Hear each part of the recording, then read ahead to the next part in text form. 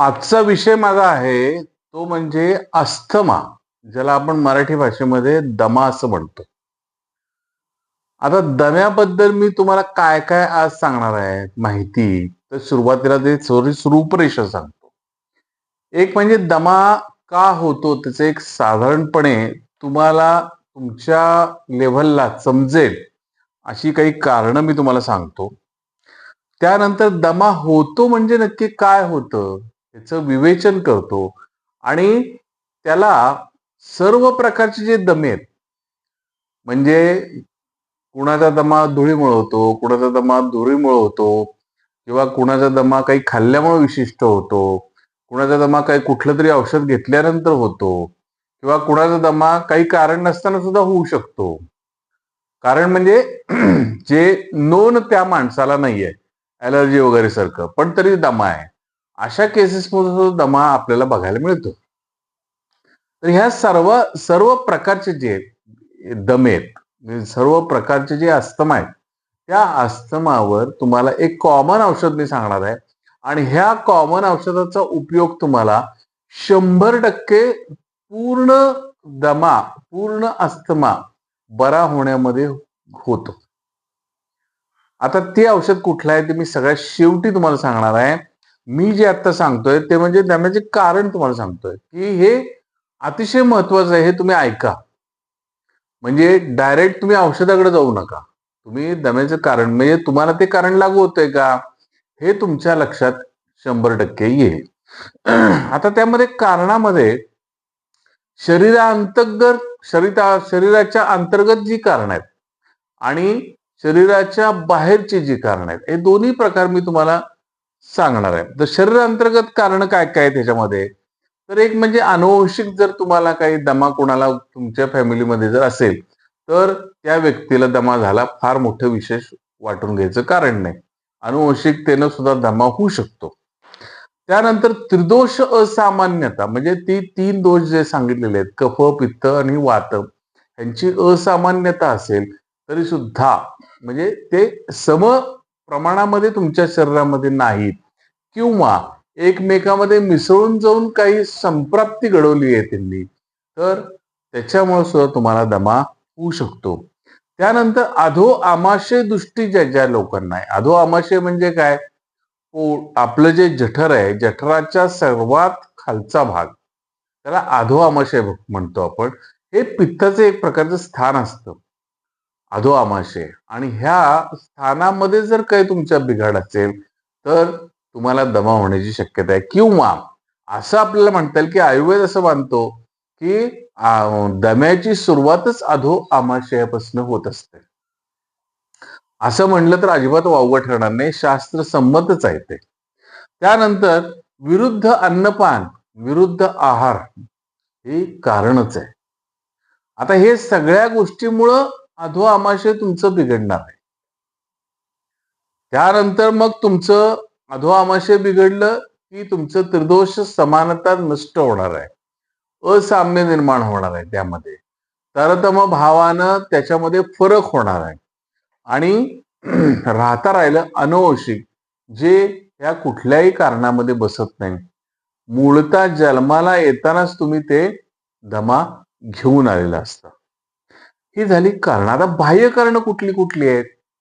तर धूळ आहे, धुरळा जो आपण म्हणतो तो आहे, वास, एखादा विशिष्ट वास आला.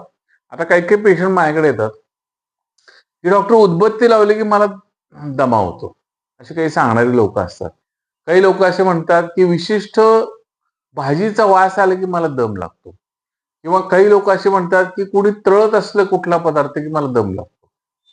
म्हणजे विशिष्ट गोष्टींमुळं दमा होणे हा एक प्रकार. ह्याच्यामध्ये परागकणामुळे, म्हणजे विशेषतः तुम्ही बागेमध्ये वगैरे फिरायला गेला आणि बागेमध्ये फिरायला जाता जाता एखाद्याला दमा लागला, तर तो फुलातील परागकणामुळं सुद्धा होऊ शकतो. किंवा हवेतल्या ज्या काही एक्स्ट्रीमिटीज आहेत, म्हणजे अति थंडी, अति उन्हाळा, अति पावसाळा, ढगाळ वातावरण, अशा कंडिशनमुळे सुद्धा अनेकांना दमा लागू शकतो.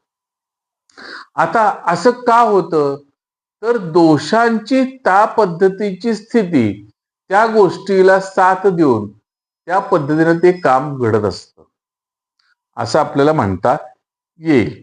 आता हे सर्वसाधारण तुम्हाला सांगितलं, याच्यामध्ये डिटेल सांगण्यासारखं खूप आहे, पण त्याचा तुम्हाला फार मोठा उपयोग नाही. जे काही तुम्हाला माहिती मिनिमम पाहिजे तेवढी मी तुम्हाला दिलेली आहे. आता ह्याच्यामध्ये काय होतं, दमा होतो म्हणजे नक्की काय होतं? तर तुमचा जो श्वासोच्छ्वास आहे, श्वास घेण्याची प्रक्रिया आणि सोडण्याची प्रक्रिया, ह्या प्रक्रियेमध्ये तुमच्या निर्माण होणारा अडथळा आणि तो अडथळा कसा असतो? अनैच्छिक असतो. इच्छेनं जो तुम्ही अडथळा निर्माण करता त्याला आपण प्राणायाम म्हणतो. श्वास गतिर्यो विच्छेद म्हणजे प्राणायाम. म्हणजे श्वासाच्या गतीचा लयबद्ध विच्छेद म्हणजे प्राणायाम. त्यातलं तुम्ही भस्त्रिका प्राणायाम खूप बऱ्याच जणांनी ऐकलं असेल. भस्त्रिका म्हणजे काय? भाता मारल्या सगळं असं. आणि हीच गोष्ट दम्यांमध्ये पण घडते. मग याला भस्त्रिका प्राणायाम म्हणायचं का? तर तो अनैच्छिक आहे. तुम्ही स्वतःच्या इच्छेनं जे कराल ते ऐच्छिक त्याला प्राणायाम म्हणू. पण अनैच्छिक मुवमेंट जर तशी तुमची व्हायला लागली, श्वासाची गती तशी व्हायला लागली, उर भाग तुमचा हालायला लागला, तर ते दमा आहे. म्हणजे अस्थमा. काही जण त्याला अस्थमा म्हणतात, काही जण दमा म्हणतात. आता अशा सर्व प्रकारच्या दम्यावर तुम्हाला एक सोपा उपाय मी आज सांगणार आहे.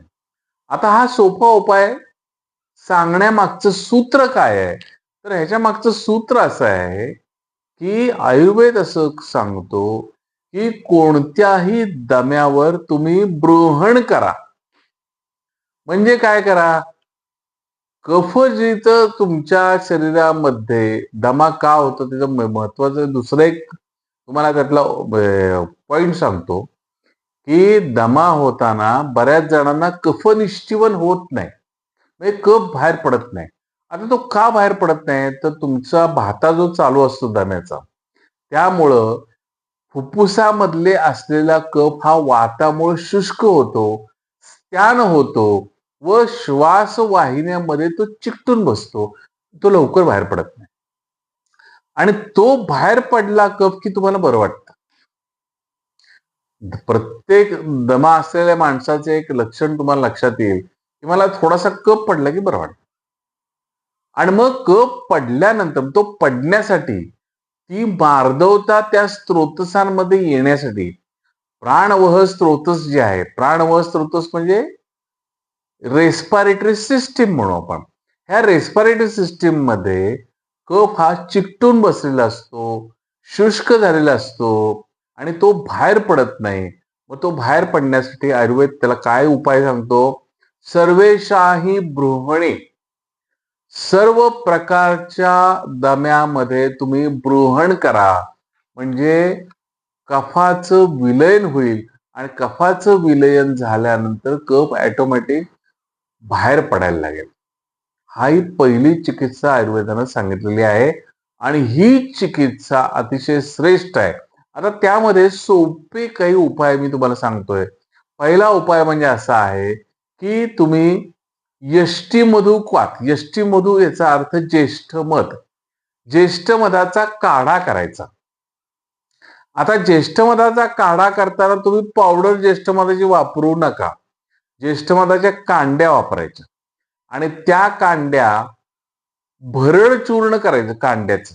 भरड चूर्ण याचा अर्थ फाईन चूर्ण नाही, असं ओबड-धोबड असलेलं चूर्ण बनवायचं. मग ते तुम्ही बत्त्याने चेचून बनवा किंवा तुम्ही ग्राइंडरमध्ये एखाद्या किरकोळ जिथं चाळणी मोठी आहे त्याच मोठ्या चाळणीत मधनं तुम्ही पटकन होऊन जातं ते.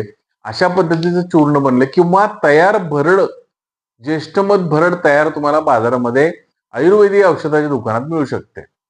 आता ती किती घ्या? साधारणपणे तुम्ही समजा 20 ग्रॅम घेतले तर 20 ग्रॅमच्या 16 पट पाणी त्याच्यामध्ये घालायचं. 20 ग्रॅम म्हणजे 20 मिली गुणिले 16, 16 दुने 32.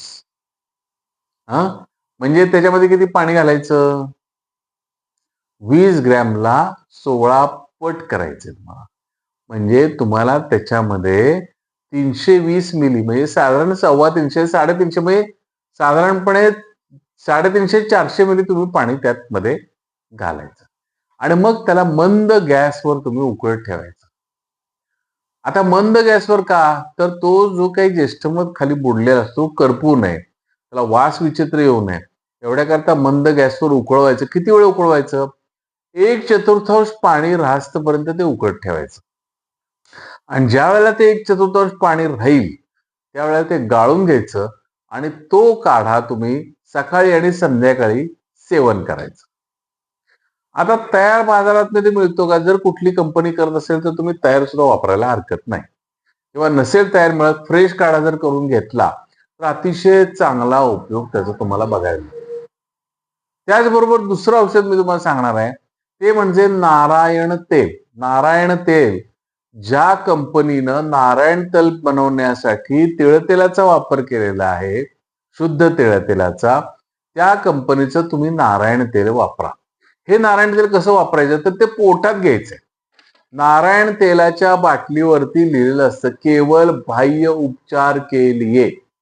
पण आयुर्वेदानं ही सगळी तेल तुम्हाला पोटात घेण्यासाठी तयार केलेली आहेत.